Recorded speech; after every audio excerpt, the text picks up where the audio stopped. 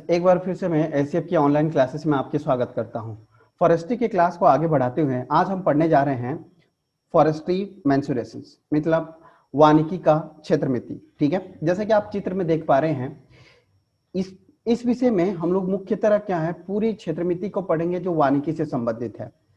Actually जो ये forest mensuration है या फॉरेस्ट क्षेत्र मिति जिसको हिंदी में कहा जाए, उसका अर्थ होता है कि इस विषय में हम क्या करेंगे, forest mensurations concerned with the measurement of tree area, volume, weight of food, bark and fruits।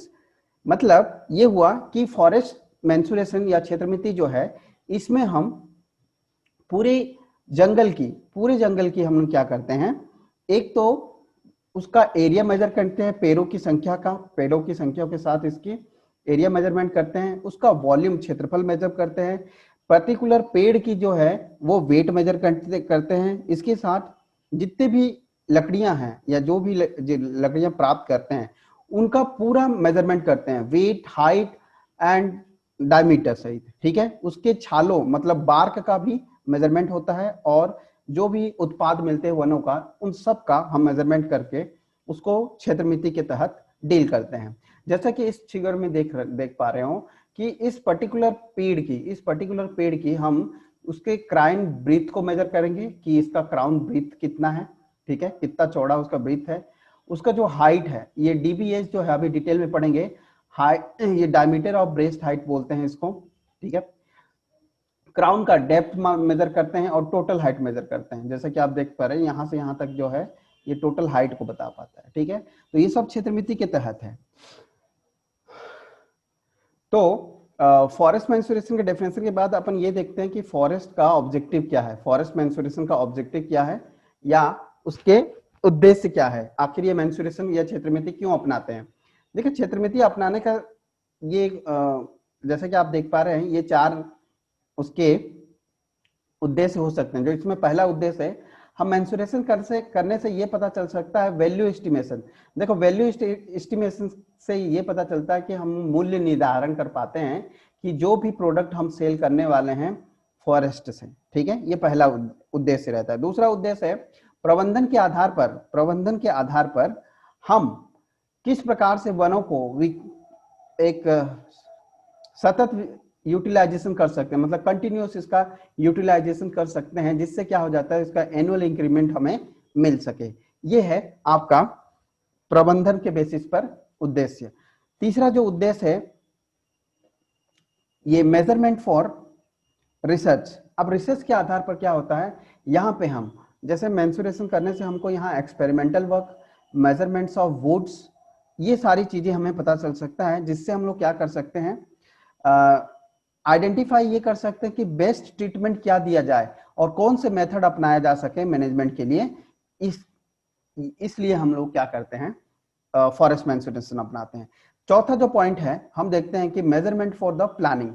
ठीक है, मेजरमेंट फॉर प्लानिंग, इसमें हम लोग क्या देखते हैं कि forest mensuration supplies essential basic statistical data. देखिए, हमें जो है, देखिए मेंसुरेशन करने से एग्जैक्टली हमें ये पता चलता है, एक स्टैटिस्टिकल डाटा पता चलता है।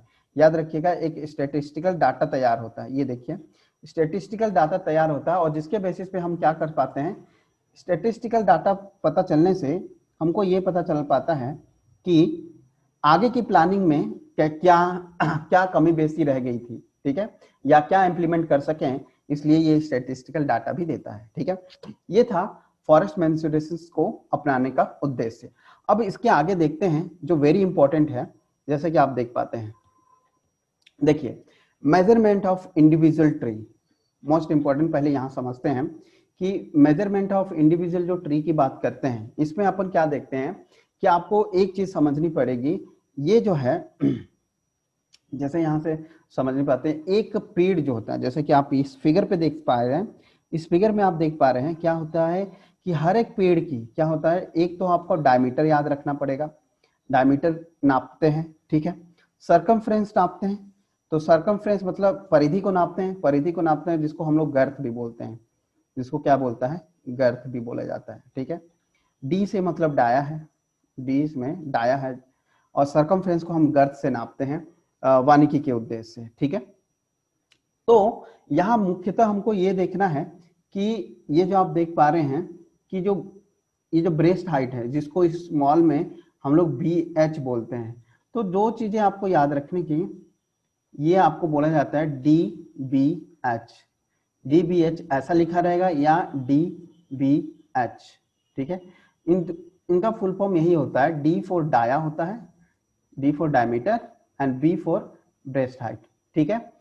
तो डाया ऑफ ब्रेस्ट हाइट जो है, इनका फुल फॉर्म याद रखिए। मेंसुरेशन का ये टर्म्स आपको पूछा जा सकता है, डीबीएच का फुल फॉर्म बताइए, तो डी फॉर डाया है, B for breast and H for height है।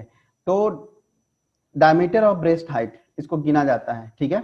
और दूसरा है जीबीएच, जीबीएच मतलब गर्थ, ठीक है, गर्थ ब्रेस्ट हाइट बोला जाता है, ठीक है।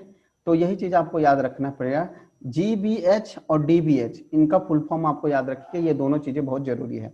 तो आप देखिएगा कि जो ब्रेस्ट हाइट है, ठीक है, it is defined as the universally adopted standard height for measurement of girth, diameter and basal area of the stem tree, ठीक है।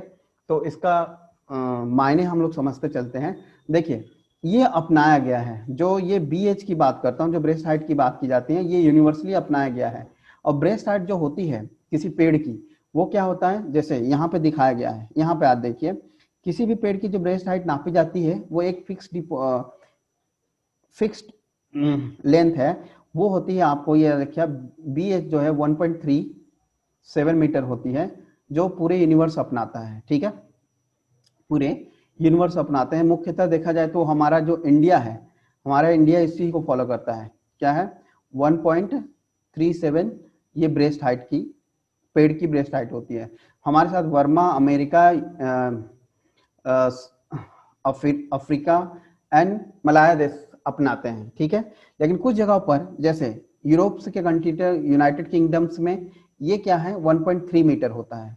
तो अपना जो है, अगर फुट में देखा जाए, ठीक है, तो ब्रेस्ट हाइट बहुत इंपॉर्टेंट है, ये क्वेश्चन में आ सकता है कि बी जो किसी भी पेड़ की जो ब्रेस्ट हाइट होती है 1.37 मीटर होती है, या फुट में देखा जाए तो 4.5 4.5 फीट का रहता है, ठीक है, 4.5 फीट का ब्रेस्ट हाइट रहता है।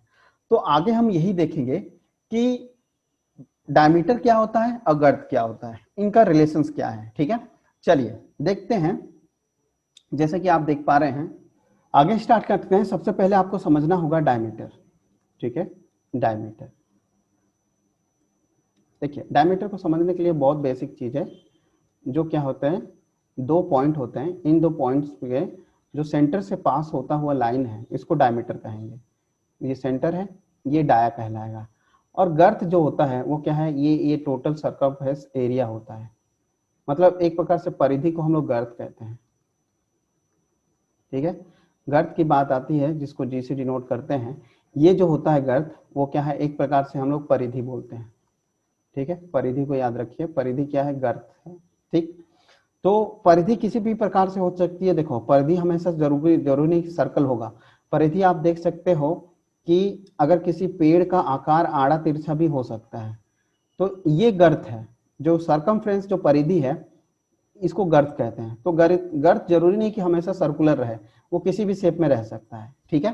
तो ये रिलेशन होता है गर्थ और डायमीटर में। तो एक रिलेशन में और बता दूं कि जो डायमीटर होता है, ठीक है, जो डायमीटर होता है वो गर्थ अपॉन पाई होता है। तो ये रिलेशन हमेशा याद रखेंगे, इन दोनों में रिलेशन यही होता है, डायमीटर और गर्थ का relation D equals to G upon pi. Very important, ये क्वेश्चन आ सकता है, ठीक है। तो आप याद रखेंगे G,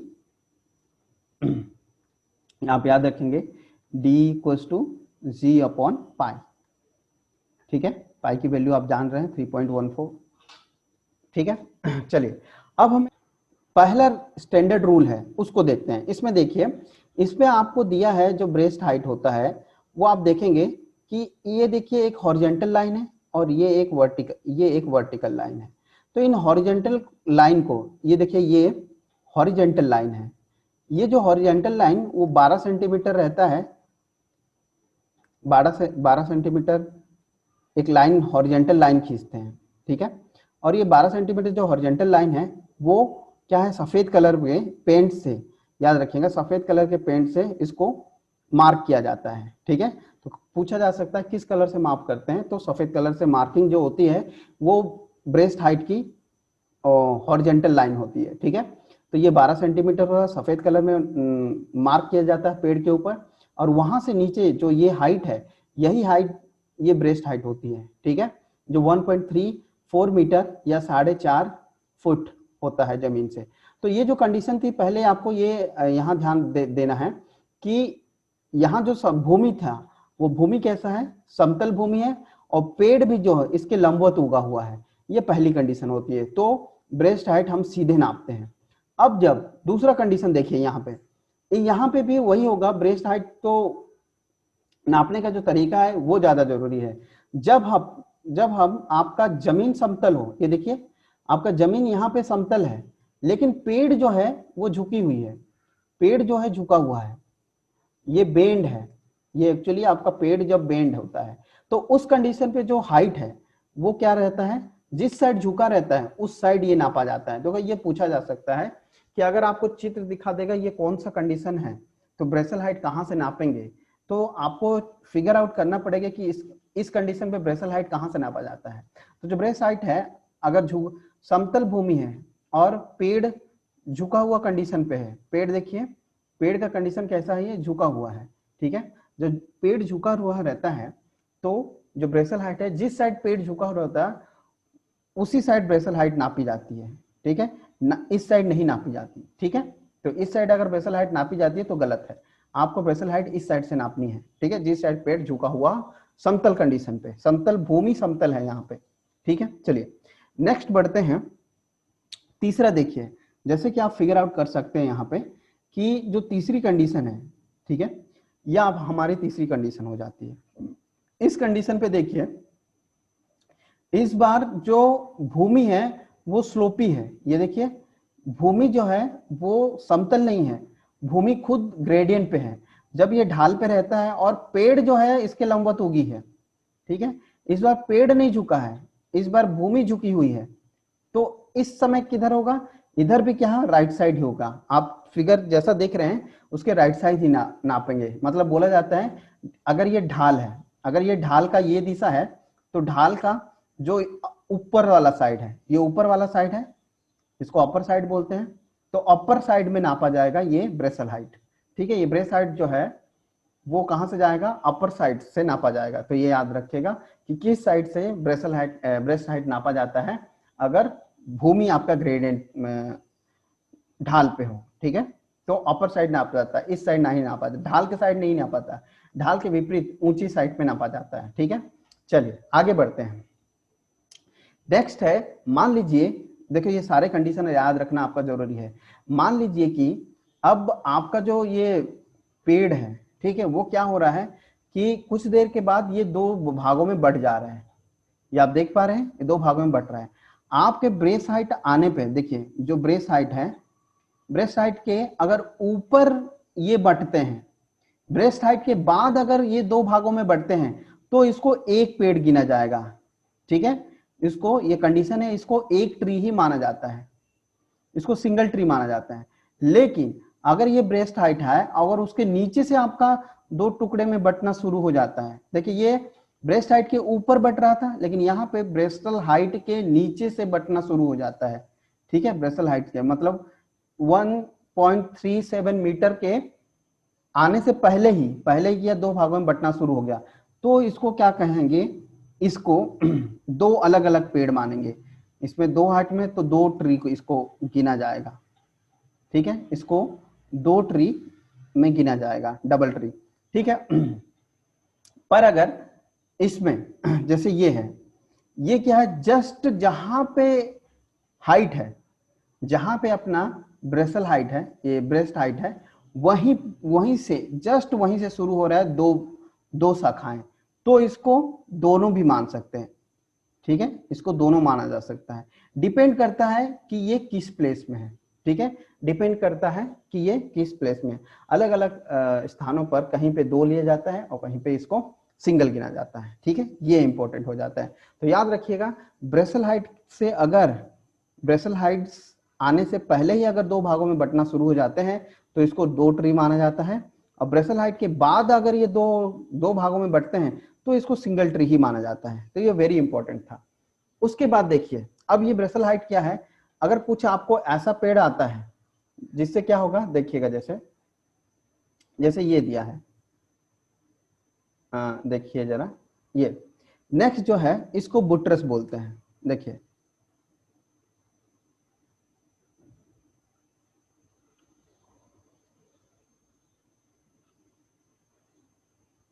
इसको बुट्रस पेड़ बोलते हैं, जहां पे देखिए कि तना जो है ना, मतलब तने से कैसा तना आ रहा है, ये गोलाकार तना नहीं है, जड़ जो है, जड़ के ऐसे पेड़ भारत में भी देखने मिलते हैं, खासकर बरगद और पीपल के पेड़ ऐसे मिलते हैं जो भूमि से कई भागों से आता हुआ फिर जाके वो कहीं बोल बन पाता है, मतलब सख्त तना बन पाता है। उससे पहले ये अलग अलग तरीके से दूर दूर से ऐसे शाखाएं शाखाएं शाखाएं बनी रहती हैं। ठीक है, तो जब इसको अगर काटा जाए, जैसे यह ब्रेसल हाइट पे यहाँ पे काट दिया जाता है तो आपको सेक्शन ऐसा दिखाई देता है।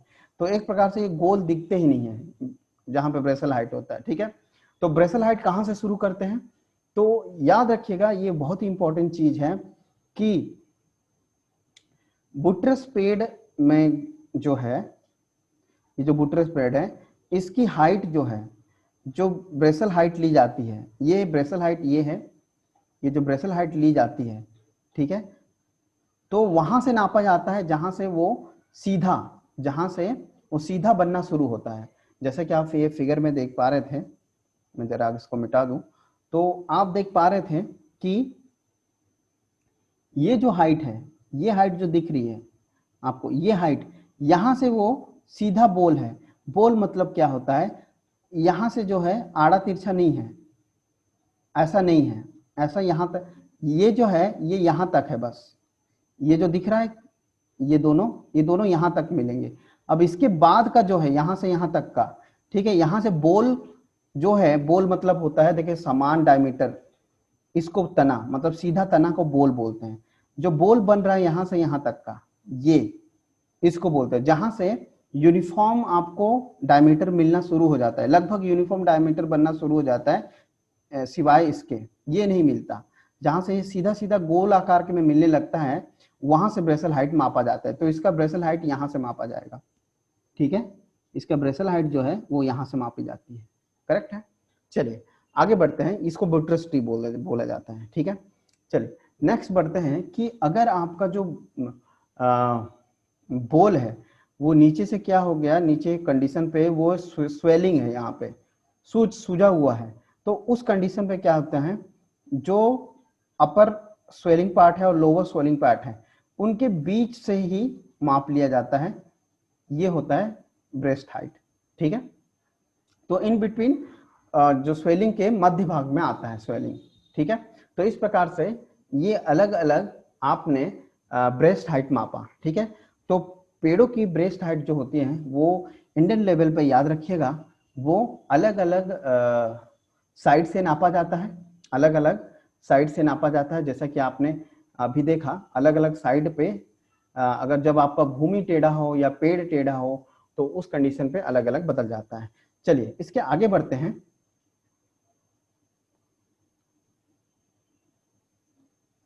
देखिए अब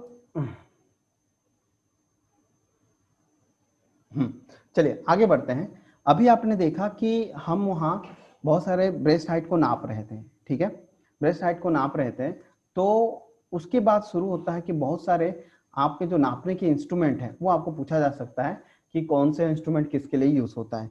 जो सिंपल है हम उसको एक एक बार पढ़ के चलते आगे बढ़ते हैं। जैसे लकड़ी का स्केल रहता है, हम सब जानते हैं लकड़ी का स्केल होता है।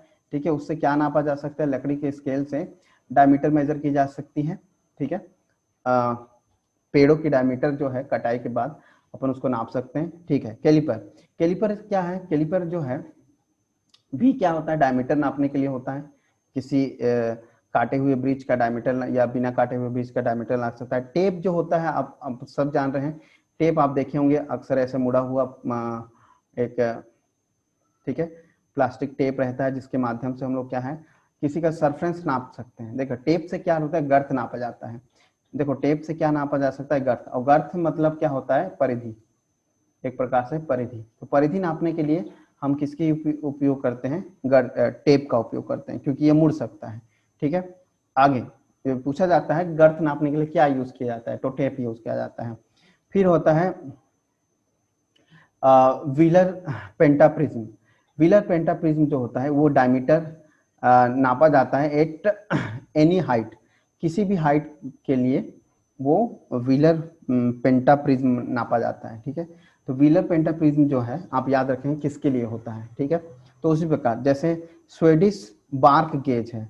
देखिए स्वेडिश जो बार्क गेज है, ठीक, तो वो किसके लिए होता है, ये बार्क की थिकनेस नापने के लिए होता है। जो स्वीडिश बार्क गेज है, मैं आपको बता दूं कि स्वीडिश बार्क गेज है वो ऐसा, आपको अगर बाय द वे वहां चित्र दे देता है तो देख सकेंगे। इस प्रकार का जो है स्वीडिश बार गेज रहता है। ठीक है। एक जो होता है ये कहाँ पे रहता है, ये कुछ ऐसा बना रहता है। ठीक है। हाँ, ये जो है आप अगर देख पाए तो ये कुछ इस टाइप का बार रहता है, जिससे इसके बीच में बार्क को नापा जाता है। ठीक है। इसके बीच में हम जो है बार्क को नाप पाते हैं। ठीक, इसमें बार्क नापा जाता है। चलिए आगे बढ़ते हैं। जैसे